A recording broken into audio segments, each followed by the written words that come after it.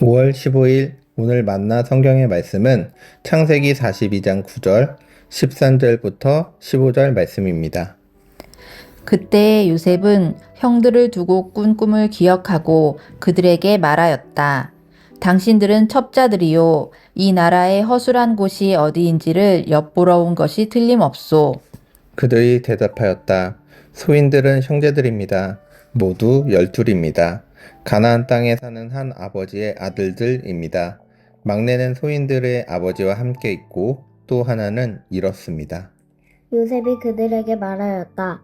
내 말이 틀림없소. 당신들은 첩자들이요. 그러나 당신들이 진실을 증명할 길은 있소. 바로께서 살아계심을 두고 맹세하오.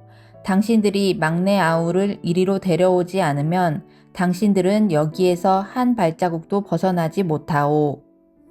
아멘. 오늘 만나러 만나주시는 하나님을 기대합니다. 오늘 본문에서는 온 땅에 기근이 들자 양식을 구하기 위해 야곱은 요셉의 형들을 애굽으로 보냅니다. 이로 인해 요셉과 형들은 13년 만에 다시 만나게 됩니다. 애굽의 총리가 된 요셉 앞에 형들은 엎드려 절합니다. 요셉은 형들에 대한 꿈이 생각이 났습니다. 요셉은 꿈을 잊어버리고 살았던 모양입니다. 형들이 엎드린 순간 과거에 하나님께서 보여주신 꿈이 머릿속을 스쳤고 그 꿈이 현실이 되었음을 깨달았습니다. 그리고 형들을 시험하려고 합니다. 그러나 이 시험은 요셉이 과거에 꾸었던 꿈을 드디어 때가 되어 형들에게 복수할 기회로 삼은 것이 아니라 오히려 형들에게 하나님 앞에서 회개할 수 있는 기회로 만들어가기 시작합니다. 만일 요셉이 자신의 꿈을 날마다 생각해내고 기억해내며 견뎠다면 아마도 그 시간들은 괴로웠을 것이고 지금과 같은 상황에서 전혀 다른 선택을 했을 것입니다. 형들에 대한 안갚음과 복수를 하는 기회로 삼았을 수도 있습니다. 그러나 요셉은 그렇게 하지 않았습니다. 그 이유는 무엇일까요? 요셉은 고된 현실 때문에 꿈은 잊어버렸을지라도 하나님에 대한 경외로 하루하루를 살아내었던 것입니다. 날마다 꿈을 생각하며 그것이 이루어지기를 기다렸다면 아마도 꿈과 너무나 다른 현실 때문에 오히려 많이 괴로웠을 것입니다. 괴로움 때문에 형들을 원망하고 형들을 찾으라며 자신을 세겜으로 보낸 아버지를 원망하였을 것이며 무엇보다 그 꿈을 주시고 이루어 주시지 않는 하나님을 원망하였을 것입니다. 그러나 요셉이 하나님을 원망하고 형들을 원망하며 자신의 삶을 후회하였다고 기록되지 않았습니다. 요셉은 어떤 사람이었나요?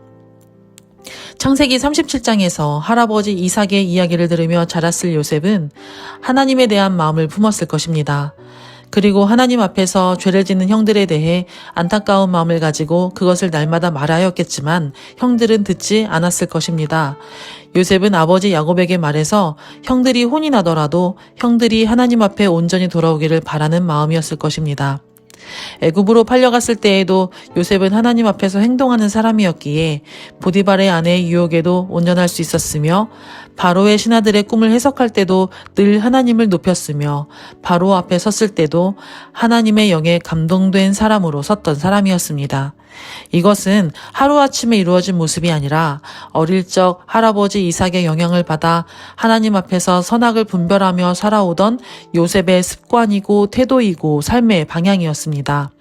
그렇기에 꾸었던 꿈과는 전혀 다른 현실 속에서 바쁘고 고되고 힘들지라도 요셉은 하나님과 함께 하루하루 일상을 살아낼 수 있었던 것입니다. 그리고 하나님께서는 그런 요셉과 함께 하시며 형통하게 하셨습니다. 요셉에게 중요한 것은 꿈이 아니라 지금 여기 나와 함께 하시는 하나님이었습니다. 요셉은 척박한 현실 속에서 꿈을 잃어버렸을지라도 하나님을 잃어버리지 않는 사람이었던 것입니다. 우리는 우리에게 주신 꿈과 비전이 더디게 이루어지고 전혀 이루어질 기미가 보이지 않으면 괴로움 속에 함몰되어 상황을 원망하고 하나님을 원망하며 살아가곤 합니다. 현실의 괴리감 때문에 잘못된 원인만 찾으려 합니다. 변하지 않는 상황 때문에 하나님이 일하지 않으신다, 인생이 끝나 멈췄다고 생각하며 괴로워하기도 합니다. 그러나 요셉의 비범함은 꿈과 현실의 간극을 메우려고 발버둥치며 이를 악물고 사는 데에 있지 않습니다. 오히려 일상을 하나님 앞에서 충실하게 살아내었다는 데 있습니다. 우리의 꿈과 비전이 이루어지는 것보다 중요한 것은 오늘 나와 함께 하시는 하나님을 잃어버리지 않았는가 점검하는 것이 더 중요합니다. 지금 여기 계시는 하나님 앞에서 일상을 사는 것이 더 중요합니다. 꿈은 사라져도 하나님은 사라지지 않는 분이시기 때문입니다. 하나님께서 우리 삶을 인도하고 계시기 때문입니다. 하나님과 함께 하나님 앞에서 살아간 요셉은 어느새 애굽의 총리가 되었습니다. 그리고 그 앞에 형들이 13년 만에 와서 엎드려 절하는 상황을 마주하게 됩니다. 어린 시절 청소년 요셉에게는 형들을 하나님 앞으로 돌아오기에는 힘이 없었습니다. 그러나 이제 요셉은 애굽의 총리가 되었기 때문에 그들에게 힘을 행사할 수 있는 사람이 되었습니다. 그러나 그 힘으로 형들을 억지로 이끌어내지 않았습니다. 오히려 형들이 하나님 앞에서 회개하도록 상황을 만들기 시작합니다. 형들이 동생에 대한 말을 꺼내는 것은 결코 쉬운 일이 아니었을 것입니다. 그것을 꺼내는 순간 자신들의 죄가 드러나기 때문입니다. 그러나 요셉은 정탐꾼으로 몰며 형들로 하여금 12형제 이야기를 하고 막내가 어떻게 되었는지, 지금 남은 동생은 왜 여기 오지 못하였는지 생각하고 회개할 수 있도록 시간과 기회를 주는 것입니다. 요셉이 원하는 것은 애굽의 총리로서 할 수 있는 복수나 응징이 아니라 형들이 하나님 앞에서 정직하고 온전한 사람이 되고 편하게 자신을 대할 수 있는 사람들이 되는 것이었습니다. 예나 지금이나 형들에 대한 요셉의 마음은 한결같습니다. 그리고 하나님께서 자신에게 주신 것을 선하게 사용하려 합니다. 요셉에게 중요한 것은 나를 인도하시는 하나님이었기 때문입니다. 사랑하는 여러분, 인생의 밤을 지나고 있을 때 내 삶에서 이루고 싶은 꿈이 하나님보다 앞서 있지는 않은지 생각해 봅니다. 꿈은 잊어버리고 잃어버렸을지라도 하나님을 잊지 않고 하나님을 놓치지 않는 사람이 되기를 바랍니다. 하나님이 주신 꿈을 가지고 내 욕망을 채우고 무언가를 이루고 되려고 하는 것보다 지금 여기 오늘을 하나님과 함께 동행하며 하나님 앞에서 사는 사람이 되기를 바랍니다. 오늘 지금 여기 있는 나를 통해 다른 영혼이 하나님 앞에 바로 서게 되는 것이 나의 기도 제목이 되고 비전이 되기를 바랍니다. 요셉이 형들을 시험하며 하나님 앞에 돌아오게 하는데 목적이 있었던 것과 같이 나도 그렇게 나에게 주어진 모든 상황들을 요셉과 같이 선하게 사용하는 사람이 되기를 소망합니다. 기도하겠습니다. 사랑하는 주님, 다른 것은 다 잊어버리고 잃어버릴지라도 오직 하나님 한 분만 붙들고 살아가는 삶이 되게 하옵소서. 어느 곳에 있든지 어디를 가든지 무엇을 하든지 하나님 앞에서 하나님과 동행하는 삶을 살게 하옵소서.